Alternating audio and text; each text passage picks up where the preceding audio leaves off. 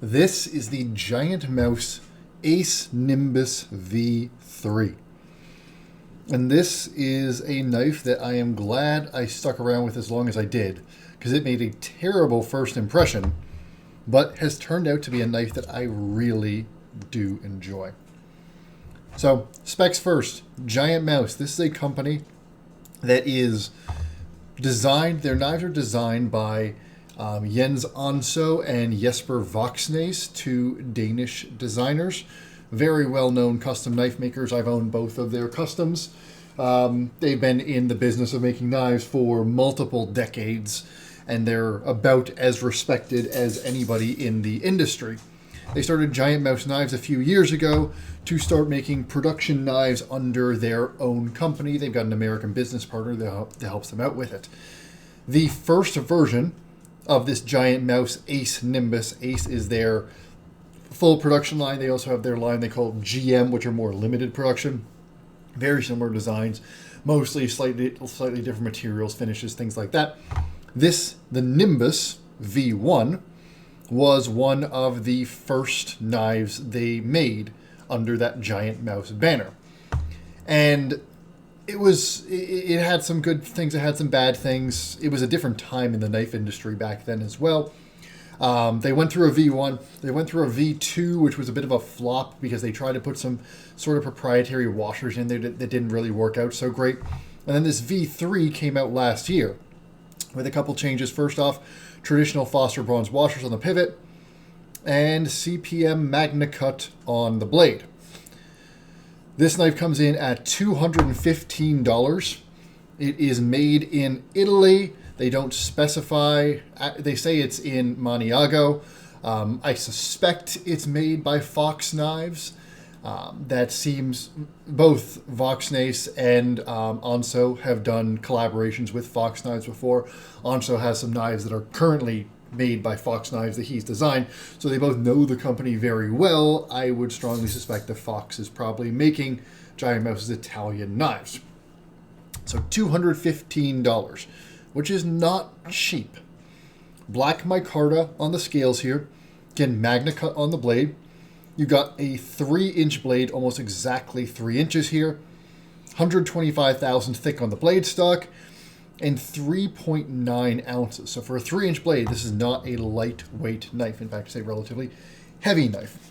And this really has a lot of the characteristics of Giant Mouse's knives in 2024, and especially Giant Mouse's Italian-made knives in 2024. What does that mean? Well, you've got a lot of crowning here. You've got a crowned spine on the blade. You've got crowned steel liners here. You've got nicely rounded hardware. You've got lots of contouring on the scales. They make relatively chunky knives where everything has a bit of that sort of elegant rounding to it. There's a lot of contouring. It's just, there's not a lot of sharp edges on the knife except for, obviously, the blade. And you see in particular Voxnes' design language in this. Voxnes tends to make knives that have relatively stubby and sort of thick profiles. So you see, you got a bit of a stubbier blade here. You got a bit of a stubbier handle. It's relatively tall. It is quite thick. We'll get into that later, especially in the handles. The blade stock is moderate, but it's a thick handle. It is a thick little chunker of a knife. And that has some challenges, and that has some very good aspects. So overall, I mean, it's a $215 knife, and let's just start going into the features in detail. And we'll start with this blade. This is basically, it's sort of like a Puko style design. You've got a very flat top. It's pretty much perfectly flat. And then you've got basically all belly, all the way up to that tip there. You got a full flat grime, from 125 thousandths on the stock. This does come down to a pretty sharp edge. And this Magna Cut, I don't know the HRC it's treated at exactly, but in my experience, it has been perfectly competent. And that's really the execution of this blade, I would call perfectly competent. This opening hole here is this very nicely designed. It looks really nice, this triangle shape here, and it works very well. It's quite easy to get your thumb right in there, catch the hook of that. And by the way, all the inside edges of this are rounded down, so it's not sharp at all. And just roll it out like that. I've found this to be, I mean, you can flick it. It's not really meant to be a flicker. It's more of a slow roller. Get your thumb in there, roll it out. You got a fairly sharp plunge there, a tiny little sharpening choil, not even close to being a finger choil. A decent stonewash. Nothing remarkable about the stonewash. It comes off as pretty flat in sunlight. The crowning on the spine of the blade is nicely done. It's just a nice rounding as you go down to the blade itself. Not that much distal taper, so this blade stays pretty thick throughout. And it's sort of, if you look back at the design of the Nimbus, especially the Nimbus V1, what it's made for, it was made as an outdoorsy and hunting knife, and you feel that DNA in this. You feel it in the big belly. You feel it in the fact that the stock thickness is carried out that far. But this blade shape ends up being really, really effective. This, because there is all belly, because so much of that, it really does come down to the handle, how this points out of the handle, points a little bit up and back, but because you've got so much of this cutting edge that sort of comes right naturally away from your hand, it's quite easy to push the bottom of this edge into things. If I've got, like a pen here, pretend I've got like a little twig or stick here, it's very easy to take this edge and just cut right into stuff, cut through stuff, push through things, push up, pull down. It just ends up being a very easy to use blade shape. The only thing it's not the greatest at is your down on the table utility cuts, but this corner here, because of the way it's really flat and then a big belly with a relatively fast curve up to that tip, you can relatively easily, if you pretend I've got like a box here, you can relatively easily get the bottom of this knife here, or even, come down with the tip, though that's a little awkward, and pull through stuff like that. I will say I didn't think I was going to love this blade shape, and I don't typically love a lot of these, some of these high points, especially when the point is really this high, but this ended up being a very well executed version of it, and I think a lot of it does come down to how it comes out of this handle, and so we get to the ergonomics, we'll talk about that. One thing to mention here is this jimping. So this is a Giant Mouse signature. They put their jimping right here in the middle of the spine, and it's different from where most other people put it. There's not any, other than the lock bar, not any other jimping on this knife. It's so when you grip it like this, your thumb naturally lands on that jimping, and it does work really well. What that jimping does is this ends up being a really good blade to push hard. When you grip down on this handle and you get your thumb on that jimping, this feels super secure, and you feel like you have tons of control over this blade. And with that jimping right there and the way that this handle locks you in, I have no trouble pushing this blade through material. I have no trouble when I face some resistance gripping down on the knife, and this ended up being one of those knives that the harder I pushed it, the more I liked it. In fact, when I first started using this knife, I was using it on more delicate EDC stuff, meaning like, tape, boxes, things like that, light duty use. And the fact is, it wasn't the sharpest knife in the world. It's big, it's chunky, it's overkill for those situations. And it ends up feeling like, like way too much knife for those tasks. It feels a little ungainly for precise little tasks. But anytime I was trying to cut through branches or cut through, thick stems and stuff like that, when I was gardening, if I was cutting through heavier duty cardboard, if I was cutting through some twine that was giving me more resistance, this blade works really well when you push it. The full flat grind passes through material nicely, the opening hole stays out of the way, and you have so much belly here that you've just got so much blade to work with. It ends up being a really nice blade for your medium to harder use tasks. And this is a relatively small knife, at least in blade length, that I would be comfortable pushing into heavier duty stuff. I would be quite happy using this knife for a lot of the tasks that I normally reserve for my PM2. And frankly, if you look at sharpened blade length, it's pretty similar to the PM2, and it is a smaller knife overall. It's a thicker knife, and we will get to that at some point. But this ends up being a knife that can really do the hardest stuff that is still within the realm of EDC, meaning the hardest stuff that you wouldn't be saying just go get a fixed blade. I would put these in similar, in a similar spot. This one, for some things like cardboard, drywall, some construction type stuff, you really can't beat the control that this choil situation gives you with the PM2. But the blade of the Nimbus performs just about as well. Then you got this handle. And this is, again, it's a chunky handle. It's a very Vox sort of design. It's not actually curved. It's really a bunch of sharp angles. You got a big flat that goes straight off the back of the blade. And then you got a kink right there.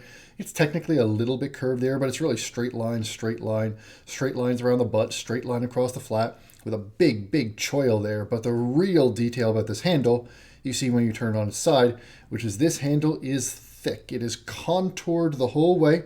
By the way, this is double black micarta, not G10, but it's contoured the whole way, and you can see at its full thickness there, it is quite thick. It gets relatively thin at the top and bottom edges, but it is thick, and it's pretty much a one-dimensional contour, meaning it's pretty much flat this way. It's just contouring this way. The micarta, by the way, is nice. It's not remarkably good nor remarkably bad, but this handle here, let's just talk about the ergonomics first. Ergonomically, fantastic, especially for harder use stuff. A handle that is this big and this chunky, and let's just get to exactly how chunky it is. Again, if I pull out my PM2, you will see this knife is significantly thicker than the PM2, which is not a thin knife by any means. This is a thick knife, and you feel that in the pocket. This doesn't feel like a 3-inch knife in the pocket. This and the PM2 feel about as big as one another in the pocket, despite the fact that the PM2, by both blade length and overall length, is a larger knife. This feels big. But the benefit of that thick, chunky handle, as is the case with a lot of these thick, contoured handles, is ergonomically, especially when you start to really bear down on it, this is a wonderful, wonderful handle. Your hands just so naturally wrap around that handle. This kink in the back here fits very neatly and naturally into the crook of your palm here. This choil is huge and gives you space for basically 1-2 fingers right behind there. And because it's such a deep choil, ends up being super secure. This front finger is not going to budge. Even when I start to really push on it, this front finger is not going to move behind this choil. Feels very, very secure. And you can see even from the back how stiff, how significant that choil is. And like a lot of knives, the way that it narrows toward the back gives your pinky and your back fingers plenty to grip onto. And because of that big contour, because of how thick it is, in your whole hand is grabbing onto this. This is a hand-filling knife.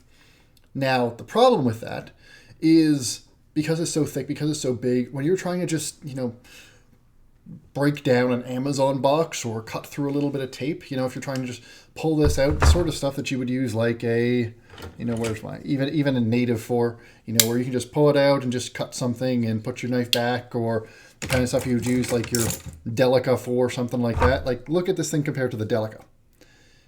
It's like a Delica and a half thick.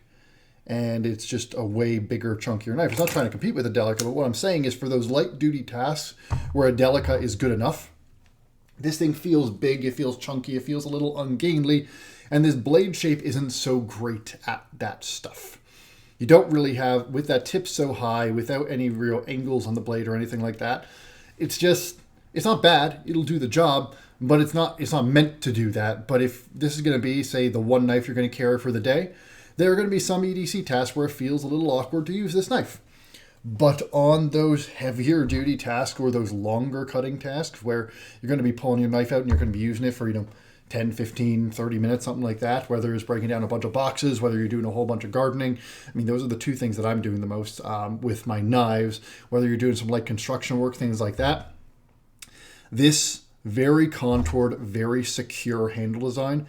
And again, with this blade, if you look at how the blade points out of the hand, the bottom of this blade stays relatively low out of the hand.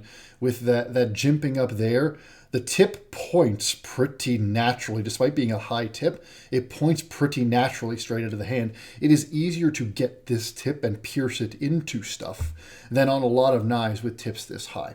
And that is a lot to do with just how that blade follows out of the handle. It just ends up being an ergonomically exceptional knife for those harder use activities.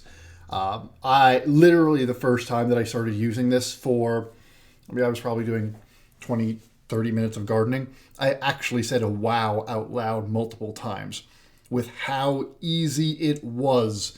You know, just like I showed earlier, you got like some tomatoes here, a plant stem, and you're trying to, you know, snip it off. It's over like this. It is so easy to just get this, whether you pinch up like this, and, you know, get your thumb right on this, sort of like on a Chris Reeve knife. These bevels here, or bevels. And then your middle finger sits in that choil, pinch the blade.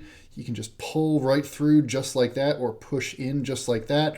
Or whether you're, you know, going back here and pushing through some harder material. It really, really impressed me.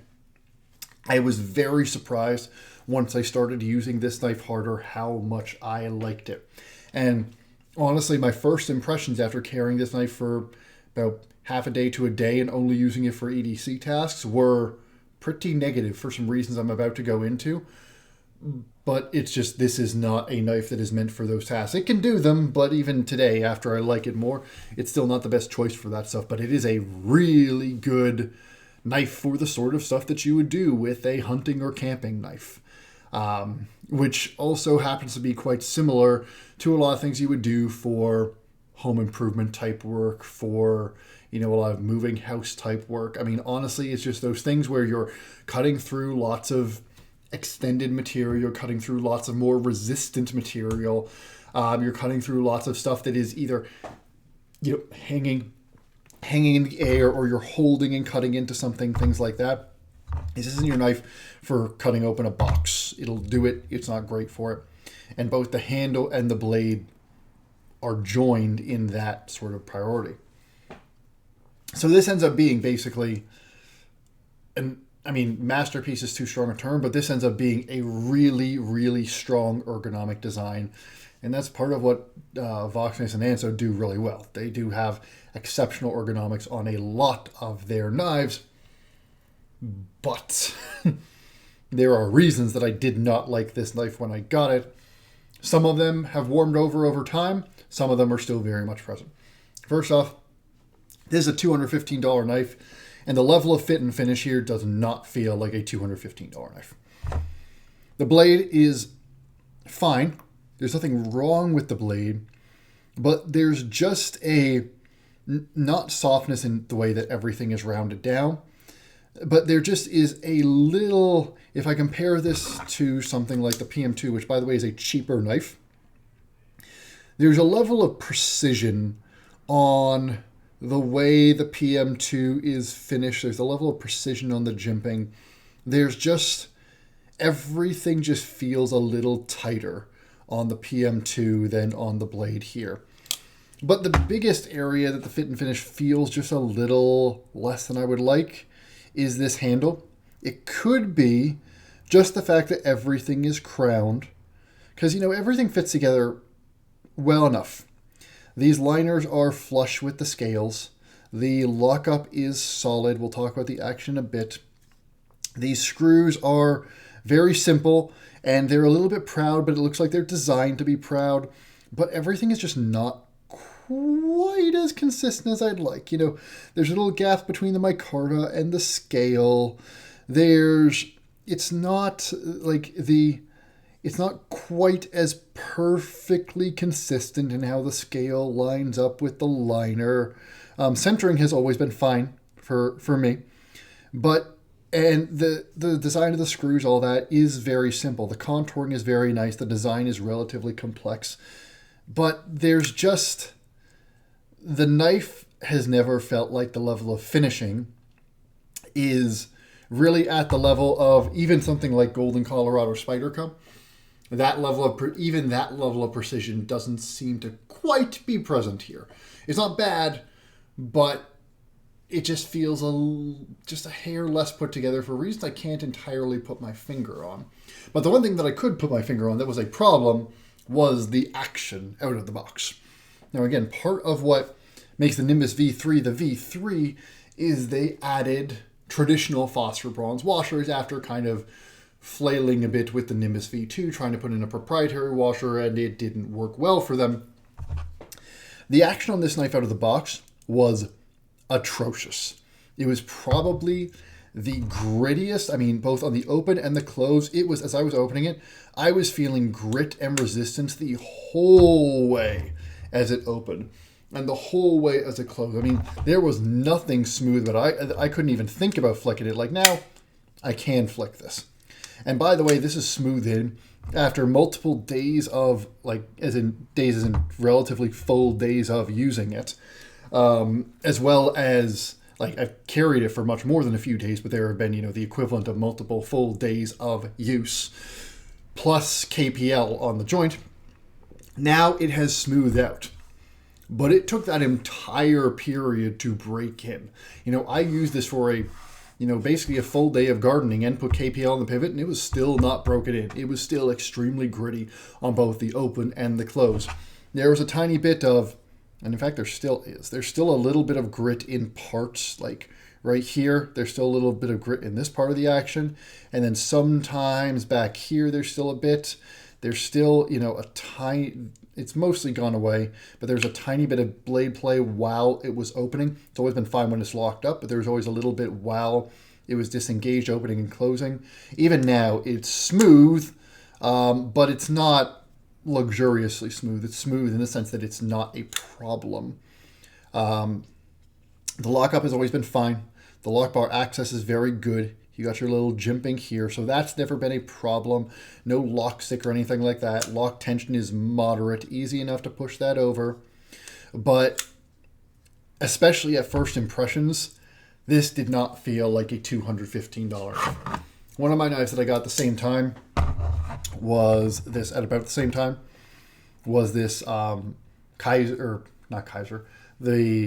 NAFS, which is made by Kaiser, Lander 2. This is an $85 knife. This knife felt better and felt slightly better made out of the box than this one did. This one's the $85 knife. This one's the $215 knife. The fit and finish on this one just is not really where it needs to be. And honestly, I can make that as pretty much a general statement about Giant Mouse knives. Now they've had some of theirs done by Riot. The Riot ones tend to be a little, or pretty nice. Those also tend to feel a little cold. I'll probably review some of those at some point. These at least, still feel like there was a human involved somewhere, not just a series of robots. But especially if you're used to getting knives from Spyderco or a brand of similar quality and repute, if you're used to getting some of the new Microtechs, which are in that low $200 range, the fit and finish on a $215 Spyderco is way better than on a Giant Mouse. If you're getting a Giant Mouse for this price, you are paying for the design. And the design is very, very good. For the use case this is for, which is a hard use EDC or on the harder mid to hard end EDC, or a camp knife or an outdoors knife that can sort of do smaller EDC tasks, if that's what you're looking for, this is extraordinarily well designed for that. This handle, the heavily contoured handle, the little kicks it's got, this huge choil, and this really nicely designed blade work really, really well for its intended use case. But you're definitely paying a premium for that level of design and for the names behind a Giant Mouse. They're absolutely priced above the market based on the level of fit and finish that they are offering. And you especially feel that out of the box. The other knock against this guy, which is the other reason it doesn't feel all that great as an EDC. It hasn't been a problem carrying it, but I've only carried it on days when I know I'm going to do those heavier duty tasks, meaning I wouldn't want this to be my only knife, and I wouldn't carry this on an average day where I'm not going to it. I'm just doing, your general boxes and twine and stuff like that. This is heavy, at least heavy in 2024. This is a 3-inch blade that weighs 3.9 ounces. I'll bring back my PM2. These two knives weigh the same amount. The PM2 is a much bigger knife. They can do bigger knife stuff. These are both just as good at the medium duty stuff. This one does heavy duty stuff better than most 3-inch knives. Still doesn't do it quite as well as the PM2. And the PM2 is just a bigger knife. But the way that Spyderco has designed, especially these steel liners here, where the steel liners on the PM2 are skeletonized in a relatively intelligent way, and they're just not that thick to begin with. They've put, like, the skeletonization, you can't really see it there. They basically drilled like 3 moderately sized holes in these giant steel liners. And then you got these thick scales, which granted they're micarta, they don't weigh that much, but this knife, they didn't even really make an effort to make this knife lightweight. That is also part of the reason it feels so secure in the hand. You know, a heavier handle, heavy knife like this, when you start to use it hard, can feel nice. All that weight is in your hand. It wants to stay in the hand. And frankly, for that scenario, cool. It feels more secure that way. But especially for something that's being sold as like a backpacking knife or a camping knife. I've done, a little bit of backcountry camping in my time, and more than just about anybody else in the world, those are people that care about ounces. And this is a 3.9 ounce knife that could have been a 3-ounce knife if they had really cared more about trying to lighten it. But they didn't. And so it shipped like this, and so it feels a little heavy, which is really just another thing that makes it feel like Giant Mouse is letting its design do all the work and not bringing the execution of the knife up to the level of the design. And I mention that because I do really like this design.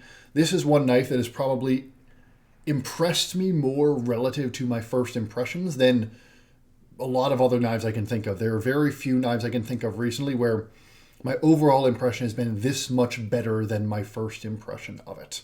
But that's only because my first impression of this knife was really negative.